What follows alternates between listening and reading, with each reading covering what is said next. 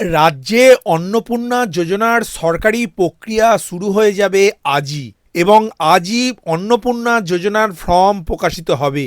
গতকাল কল্যাণীতে প্রশাসনিক বৈঠক থেকে বেরিয়ে সাংবাদিকদের একথা জানিয়ে দিলেন মাননীয় মুখ্যমন্ত্রী শুভেন্দু অধিকারী। পাশাপাশি এও জানালেন অফলাইনের পাশাপাশি অনলাইনেও পূরণ করা যাবে অন্নপূর্ণা ভান্ডার যোজনার ফর্ম। নমস্কার বন্ধু, আপনাদের সাথে আমি অনিমেষ। আপনারা এখন দেখছেন কুন্ডু টেলিকম ইউটিউব চ্যানেল। চলুন শুরু করা যাক আজকের আপডেটটি। মঙ্গলবার কল্যাণীতে মাননীয় মুখ্যমন্ত্রীর প্রশাসনিক বৈঠক ছিল।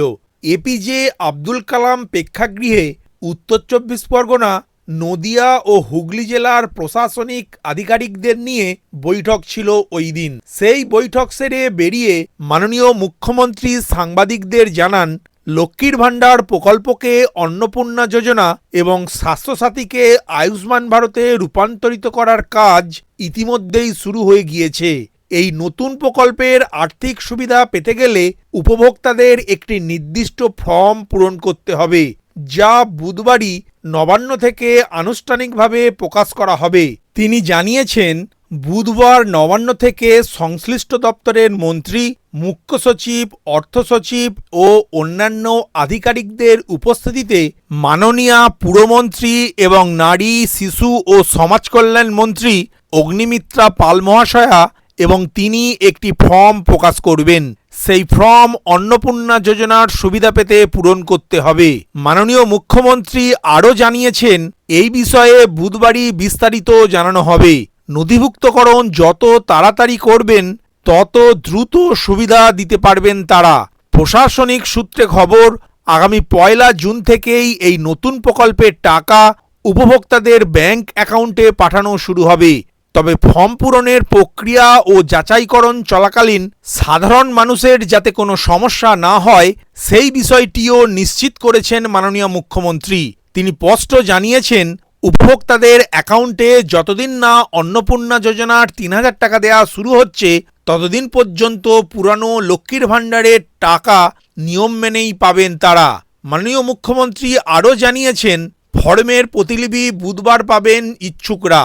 তার কথা অনুযায়ী অফলাইনের পাশাপাশি অনলাইন ফর্ম অবশ্যই থাকবে। শুধু জনগণের উপর ছেড়ে দেওয়া হবে না, বিধায়করা নিজের উদ্যোগে ফর্ম পূরণ করাবেন। সরকারও বিডিওদের নেতৃত্বে বাড়ি বাড়ি ফর্ম পূরণে সহায়তা করার জন্য লোক পাঠাবেন। মাথায় রাখতে হবে, ভারতীয়রাই কেবলমাত্র এই সুযোগ পাবেন। যারা এদেশের নাগরিক নন তারা সুযোগ পাবেন না। ভারত সরকারের টাকা বাংলাদেশ থেকে আসা অবৈধ অনুপ্রবেশকারীদের জন্য নয়, এটা খুব স্পষ্ট বিষয়। প্রসঙ্গত, রাজ্য সরকারের তরফে জানানো হয়েছে 1 জুন থেকে চালু হবে অন্নপূর্ণা যোজনা পোর্টাল। সেখানে লগ ইন করে প্রকল্পটির জন্য আবেদন করতে পারবেন। আবেদনকারীর বয়স হতে হবে 25 থেকে 60 বছরের মধ্যে।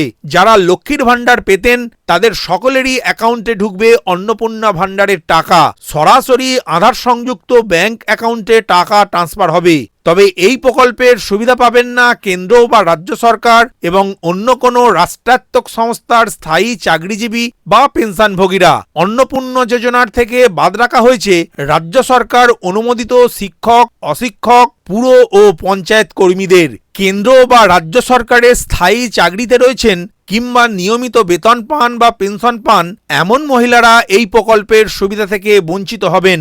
আয়করদাতা হলে এই প্রকল্পের সুবিধা মিলবে না। পাশাপাশি মৃত ব্যক্তি বা এলাকা বদল করেছেন, ভোটার তালিকা থেকে যাদের নাম বাদ পড়েছে বা যারা অনুপস্থিত ভোটার হিসাবে চিহ্নিত তারা এই প্রকল্পের সুবিধা পাবেন না বলেই জানানো হয়েছে।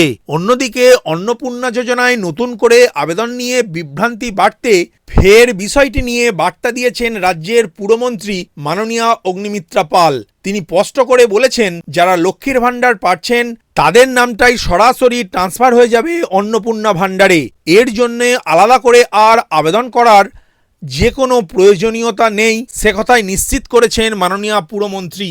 মাননীয়া মন্ত্রীর কথা অনুযায়ী আপনারা আগে 1000 টাকা, 1200 টাকা বা গত মাস থেকে 1500 টাকা পর্যন্ত যাই পেয়ে থাকুন না কেন, আমাদের সরকারে এবার থেকে সরাসরি ৩,০০০ টাকা করে পাবেন।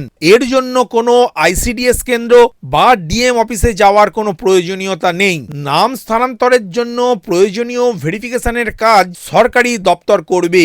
সাধারণ মানুষকে এর জন্য কোথাও ছুটতে হবে না। মোট কথা ১ জুন থেকে অন্নপূর্ণা প্রকল্পের আওতায় যোগ্য মহিলাদের প্রতি মাসে ৩,০০০ টাকা করে আর্থিক সাহায্য সরাসরি ব্যাংক অ্যাকাউন্টে ডিবিডি অর্থাৎ ডাইরেক্ট বেনিফিট ট্রান্সফার পদ্ধতির মাধ্যমে পাঠানো হবে। ভিডিওটি প্রথম থেকে শেষ পর্যন্ত দেখার জন্য ধন্যবাদ। এই ইনফরমেটিভ আজকের আপডেটটি আপনার বন্ধু ও পরিচিতদের জানাতে বেশি বেশি করে শেয়ার করবেন। আর অবশ্যই কমেন্ট করবেন ভিডিও সম্বন্ধে আপনার কোনো ডাউট বা জিজ্ঞাসা থাকলে এবং আপনার কোনো মতামত জানাবেন। ভালো থাকবেন, সুস্থ থাকবেন।